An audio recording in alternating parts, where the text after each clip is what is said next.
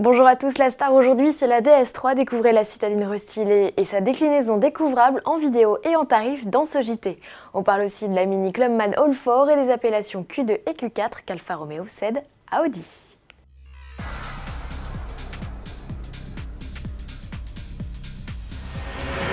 DS Automobile a mis le paquet. Le 19 janvier, la division chic du groupe PSA a investi le musée du Louvre à Paris pour dévoiler sa dernière née, la DS3. Cadre majestueux, spectacle, son et lumière et pas moins de 400 invités réunis pour découvrir une version restylée de la citadine et son pendant découvrable. Les principaux changements sont ciblés sur la partie avant, la calandre dite adieu au chevron remplacée par les lettres DS, des initiales que l'on retrouve désormais seules sur le haillon. Des éléments chromés apparaissent entre les projecteurs à LED, ce sont les fameuses Wings que l'on retrouve également sur les DS4 et DS5. Mais pourquoi la DS3 lancée en 2010 n'a-t-elle opté que pour un lifting? Explication d'Eric Apod, vice-président de DS Automobile. On ne voulait pas la remplacer parce que nous pensions que ce n'était pas le moment, que la voiture avait un tel succès que ce n'était pas le moment de sortir une voiture complètement nouvelle, mais bien de continuer à l'améliorer comme nous l'avons fait depuis 2010. Quand je vois le succès de cette voiture, il est beaucoup trop tôt pour penser la remplacer, au contraire.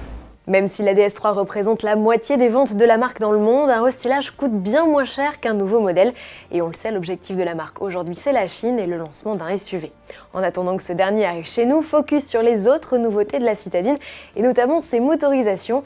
DS intègre un inédit 3 cylindres essence de 130 chevaux en renfort des versions 110 chevaux et THP 165. Mieux encore, le constructeur joue de nouveau la carte de la sportivité avec une déclinaison nettement améliorée de la DS3 Racing. C'est la DS3 Performance élaborée par la division sport du constructeur en charge de l'écurie de Formula I. Au programme, 1,6 litre THP de 208 chevaux, assiette rabaissée, voie élargie, différentiel à glissement limité, train à pivot découplé. Prometteur, mais il faudra patienter jusqu'au mois d'avril pour en profiter. Les tarifs seront d'ailleurs annoncés à cette date, ce qui n'est pas le cas des DS3 classiques, dont le carnet de commande est déjà ouvert. Mise à prix inchangé, soit 15 950 € en essence 82 chevaux, comptez 20 100 € pour le nouveau bloc 130 chevaux. Un tarif identique pour profiter de la première motorisation diesel, le Blue HDI 100 chevaux, arrivé en concession prévue en mars. Chez Audi, tous les SUV associent une lettre, le Q, à un chiffre, jusqu'ici compris entre 3 et 7. Mais en vue du déploiement de sa gamme, le constructeur a déposé d'autres noms comme Q1 pour son futur mini SUV ou Q9 pour la version XXL du Q7.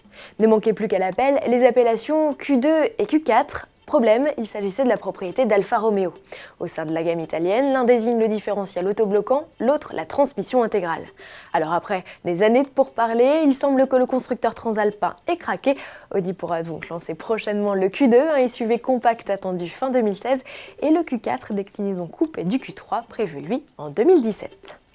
Pour finir, du nouveau, pour le Clubman, le Break Mini s'offre 4 roues motrices, une première sur le modèle.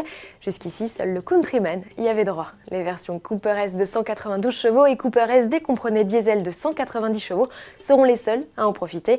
Une transmission intégrale dérivée de la technologie X-Drive de BMW et pour cause, le nouveau Clubman à retrouver à l'essai sur autoplus.fr partage sa plateforme avec le Série 2 Active Tourer, monospace qui a hérité des 4 roues motrices fin 2014.